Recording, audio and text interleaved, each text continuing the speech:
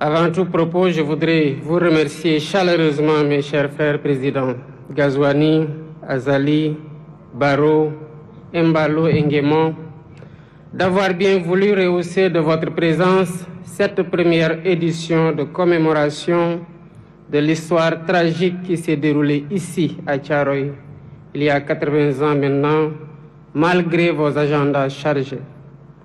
Je remercie tous nos hôtes et je leur souhaite un agréable séjour au Sénégal.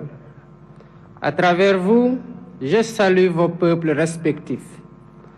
Votre présence remarquée à nos côtés est le symbole fort de votre attachement à l'histoire que nous partageons.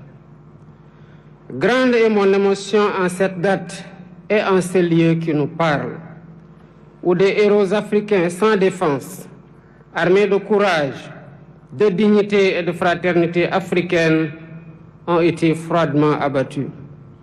Il s'agissait là d'un massacre.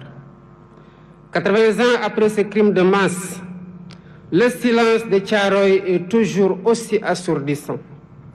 Les murmures venus d'outre-tombe nous interpellent avec fracas, pendant que l'ampleur de ce crime demeure minimisée et souvent même niée par certains milliers des héritiers de ceux qui l'ont commis. Sur cette terre blessée de Thiaroye résonnent encore les rafales sifflant au bout des canons, comme pour rappeler que l'horreur est toujours là, entière, immortelle. Des profanes comme beaucoup d'entre nous, jeunes et moins jeunes, se poseraient la question de savoir de quoi s'agissait-il exactement. Tellement la chape de plomb était fermement posée depuis trop longtemps pour tenter de rayer cet épisode fâcheux de notre histoire. Il s'agissait d'Africains en majorité arrachés à leur terroir contre leur gré pour aller combattre au service de l'empire colonial français d'alors.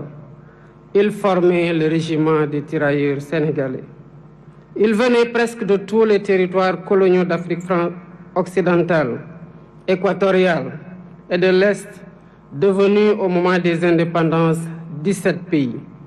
Ils étaient du Bénin, ils étaient du Burkina Faso, du Cameroun, des Comores, du Congo, de la Côte d'Ivoire, de Djibouti, du Gabon, de la Guinée, de Madagascar, de la République centrafricaine, du Sénégal, du Tchad et du Togo.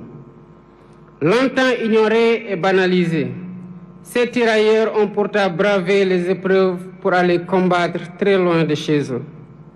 Des conditions de voyage éprouvantes, entassés dans les cales des bateaux, aux champs de bataille où ils ne portaient que des tenues simples sans défense, jusqu'en 1943, quand les Américains les équipèrent, les tirailleurs ont tout sacrifié. Ils ont donné de leur jeunesse, ils ont donné de leur sang, ils ont donné de leur chair pour la liberté et pour la paix dans le monde.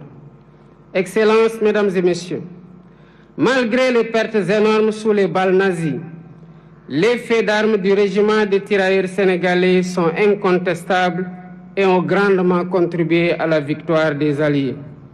Qu'il s'agisse entre autres de la libération de la Tunisie, du débarquement à l'île d'Elbe, de la libération de Toulon et de celle de Paris, ils ont tenu leur rang en combattant de manière acharnée, parfois jusqu'au sacrifice suprême, pour conquérir une localité ou tenir une position.